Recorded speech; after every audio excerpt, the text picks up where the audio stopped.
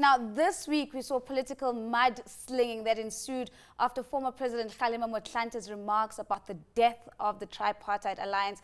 And the students are still protesting. And this is, of course, around the issues around outsourcing in universities. And apparently they are protesting about outsourcing, but the University of Johannesburg, for one, has already said they will insource and stop outsourcing. So the protest has succeeded.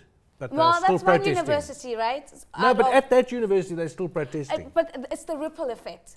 It's trying to get the movement into other institutions. We're also talking about the National Police Commissioner, right? That's Khomotso Phahlane saying that there is a third force behind that Fees Must Fall campaign that David is talking about. Who is that third force and what is it that they're trying to achieve in the country? Lots of questions, lots to talk about, lots to gossip about. And we're doing that with Mathekga.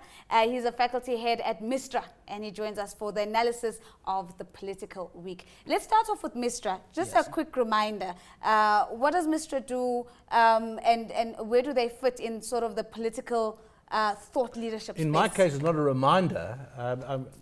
I thought I knew what it was, but you tell us.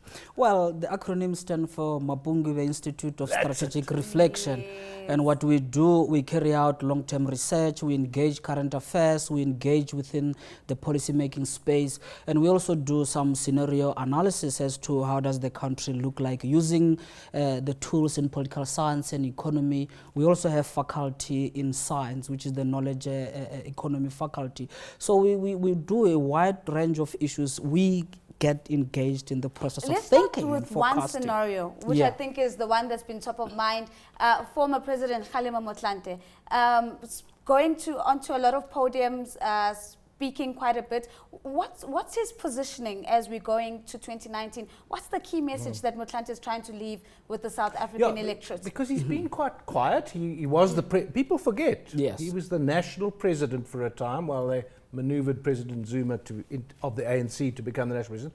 And he's kind of, since he stopped being the deputy president and being quiet, he's taken a decision. Well, very interesting.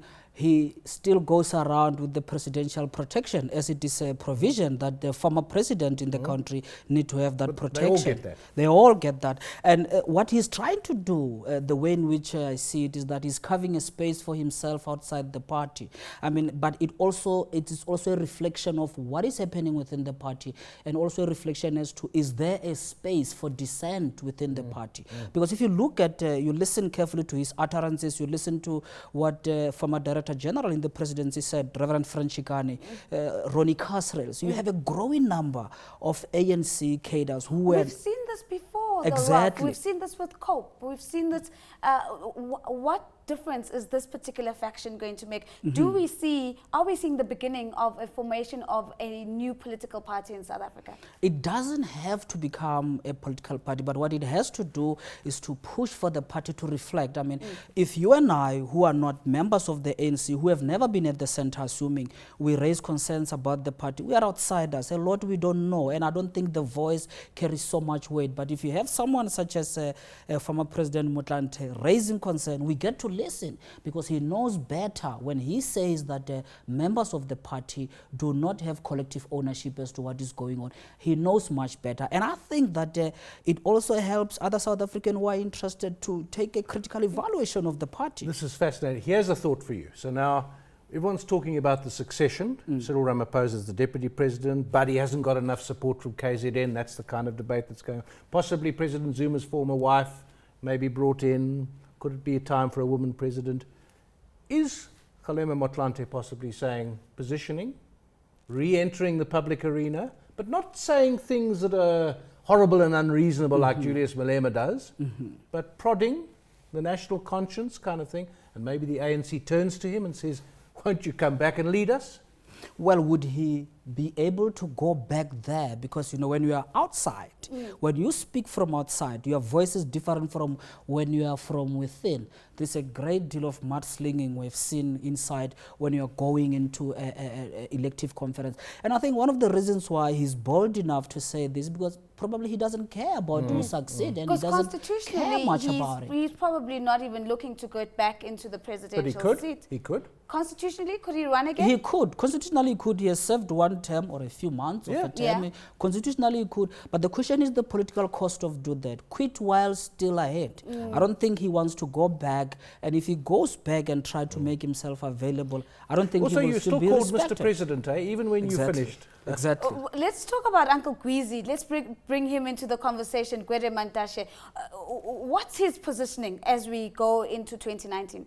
My understanding of the position of the Secretary General of the party, of the ANC, is that it's supposed to be the CEO of the party, because the President, President Jacob Zuma, runs government. Right. And you need to ensure coherence within the party and Kgalema. The challenge here with him is that if you are going to concede that there are serious fractures and division within the ANC, he has to take responsibility. It was during his tenure that we have seen this division. Could you really want to get him to become the president or elevate him, promote him after a tenure of divisions, mudslinging, factionalism within the party? That is one thing that he will have to contend with. He cannot distance himself from the state of the ANC, the state of paralysis of the membership and the branches of the ANC as we speak.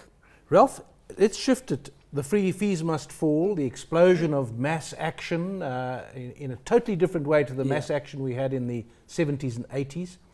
Now that succeeded, but now people are writing exams. It's lost its steam for now, but we've got municipal elections coming up in May next year. And do you see a new way of doing politics now that people have realized what power the street can have?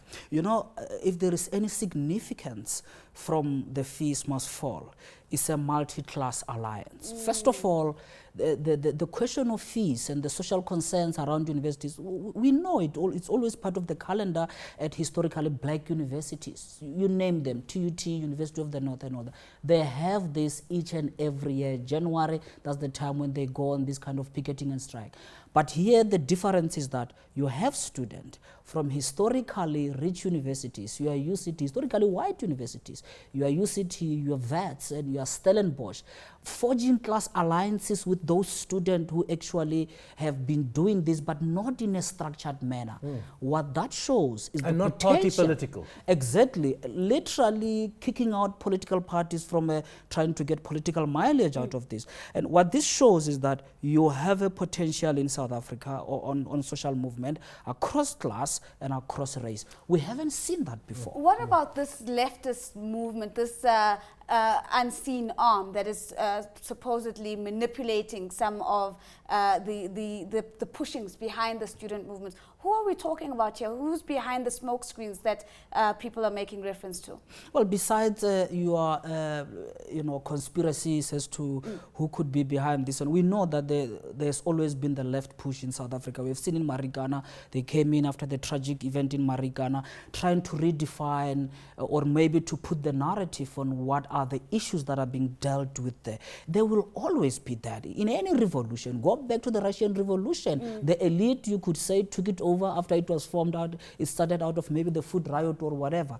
So in our society, we should expect that you'll have groups that are maybe from the left who seems not to have gravitas, and an issue such as this emerges through fees, they then redefine it as a broader socio-economic issue. It's a low-hanging fruit for anyone who needs relevance.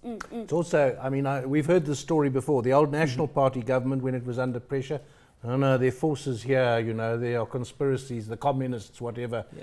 It's often a symptom of a government that doesn't know what to do, so starts creating threats, Exactly. conspiracies. Actually, it's sad because you securitize socio-economic issues. And I'm afraid what we have seen today, University of Johannesburg, there seems to be this attempt in our country that actually you could set police on a problem and it will go away without really engaging deeply.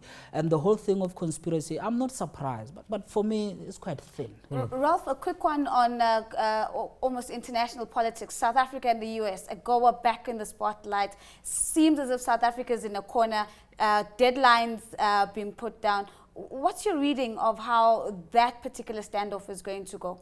I think South Africa is between a rock and a hard place relating to AGOA and freeing up for the US chicken to come in. You've got local farmers, you've got drought that you were discussing. Local farmers are finding it nearly unsustainable. But there are those who are saying that you can't keep on babysitting local farmers. You can't keep on, protecting them. You've got to open up for competitiveness. I think that if you take that within the context of what happened within our steel industry, where they've opened up and factories closed down, you could see government is trying to balance carefully as to how to deal with this. And there are opposition parties that are watching very closely, and they will politicize this if government makes an unconditional opening of the market to the US chicken. It's quite a delicate situation. So the chicken situation in South Africa, it's a delicate situation. This is where we're going to leave it with Ralph Mathekga. He's a faculty head at Mistra.